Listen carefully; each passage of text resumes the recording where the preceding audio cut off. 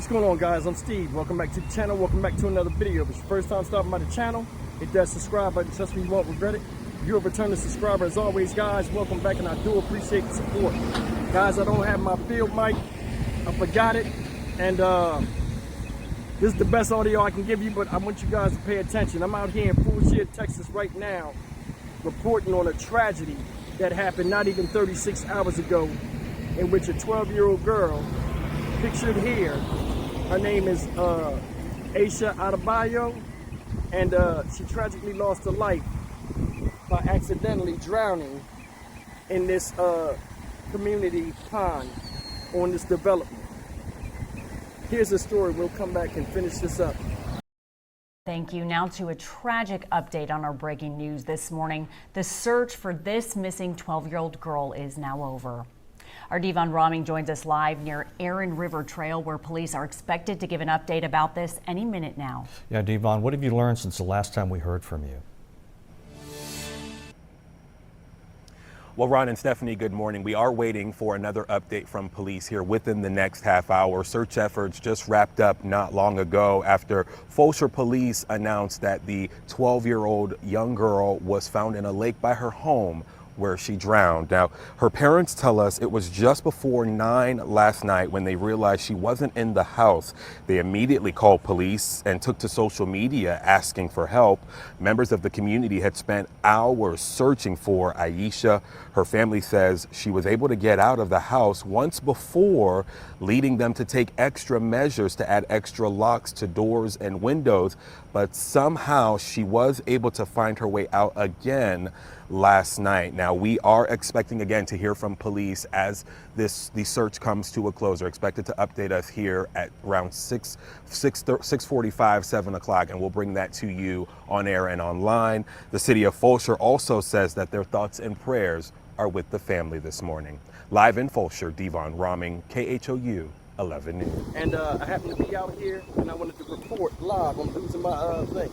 I wanted to report live and show you a little bit of the particulars, not just, you know, doing it in the studio and reporting on something that I'm close by. So check this out. Behind me, and I'll turn, this road path right here runs the length of the complex. Now, this is a big neighborhood there. There's a subdivision here, and there's one here where she was from. They said they caught her on camera walking, Ring doorbell camera. These houses that you see here, and I'm gonna turn this camera just a little bit, that you see here, that road goes by the back of those houses. They caught her on Ring doorbell cams in the front, which was located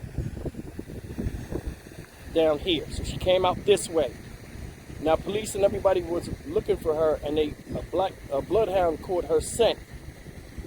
The bloodhound led them here, where the young lady was found in this very pond, 20 feet deep, by sonar, police sonar, on a boat. Bloodhound kept tipping and bringing her, you know, the scent kept stopping here. Police, other search and rescue teams concentrated their search here. Tragically, the young lady was found here. Now, I'm gonna tell you something. This young lady was not, this young girl, Aisha, was nonverbal autistic, and she had a habit of sneaking out of the house, which the parents tried, you know, different ways to keep her in the house, but they failed. And she would sneak out, and she would find unlocked cars or backyards, and she would hide. I don't know if she was playing a game or not, you know, waiting for somebody to find her, but this time she wandered out with proof faith. It's a family hurting. I know where the house is at. I'm not going to report on that out of respect. I mean, not even 48 hours ago, they lost a child. But I wanted to bring you out here to the crime scene. It's not even the crime scene, but to bring you out here to show you that accidents can happen. And it's fatal. You know, this is the thing of beauty, man-made, put here, on display. So when you come into the community, you see the community's warm, it's inviting, and to have somebody lose their life for something as simple as this is very tragic. Here's a story And I want you guys to think about that. I mean, you can't watch our kids all the time. You can't. And we have, as parents, we have to go to sleep. Doesn't make us bad parents, but I mean, when you're doing the right thing, sometimes bad things can happen. And I just wanted to bring light to that. I was in the area, I was reporting on it. You know, I wanted to report and show you guys this area where she was found. I'll leave it at that. You know, may Aisha Adebayo rest in peace.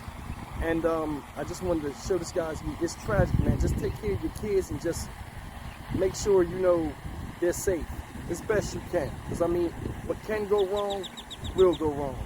Never sleep on the fact that your children, you know, not everybody sees your children like you do. I'm Stock Market Steve for the Dynamic Reason channel. As always, like, comment, share, and subscribe. And I'll see you guys in the next video. Take care. Guys, I forgot to add one thing when I was just out there at the site of where this accident happened. First thing is this. People are going to be asking, hey, how did she go into a pond? Like, how did she, know the pond was there, or go into the pond and be 20 feet deep in there? Let me explain something to you. Out here in Houston, it's very hot. When they dig these ponds, these man-made ponds, a lot of times they don't slowly have an incline. A lot of times they go in a few feet and then it drops off like a stair step. It goes in, then it might drop off like a bowl, because as it starts to, as the heat in the summertime and stuff, if it starts to lower, evaporate, the people that go out there and take care of the pond can tell how much precipitation, how much water is needed to fill it back up, so on and so forth, just for them, their caretaking. So if she did go into the pond, she could have walked in and stepped off of one of those little shelves that are in there. She's only 12. I don't know how tall she was. She could have started to, and with her struggling, it could have pushed her out further. Either way, because I mean, it does move. Another thing is this. She might have seen that pond on her way in and out of the house, which I mean, she's 12, she goes to school. That pond is right behind their backyard. You know what I'm saying? That big pond. When you're driving into the complex, and I want you guys to remember that, because that is going to take me to the second point in a second. When you go in that complex, she sees the fountains. She sees the water. It's attractive to kids, So, I mean, anything's possible. It wasn't no lights around that. That's the big part. It wasn't no lights around it. She could have been running thinking she was in a field and then ran and right into the water. But you never know, man. But, I mean, this is an unfortunate accident. And this brings me to my second point before I get out of here. I cannot stress to you, and I don't know these people at all, the hurt these people must be experiencing right now. She's got out before. And you've seen in the news article said they took precautions, but it still wasn't enough. The hardest part with me, that would be with me, with a parent, is when you come into that complex, that fountain's in full view. There's a playground and other things right up the street. When you turn into this complex, you're greeted by this big giant fountain. Then the first block is their home. So imagine driving by the scene where your daughter lost her life every day. They got to be hard, man. And I just think about it, and, on that alone, man, my condolences and prayers go out to the family. But just something to consider, man. A lot of people want to get in the comments without watching this part of the video and blame the parents, so on and so forth. But sometimes, man, you got to really look at things the way they are. I seen that home, and I seen that neighborhood. Looked like they had a lot of stuff in order over here. And it's unfortunate this happened. And let's be kind in the comments, man. Somebody lost a kid, and it's not their fault. They tried to prevent it. Thanks for listening.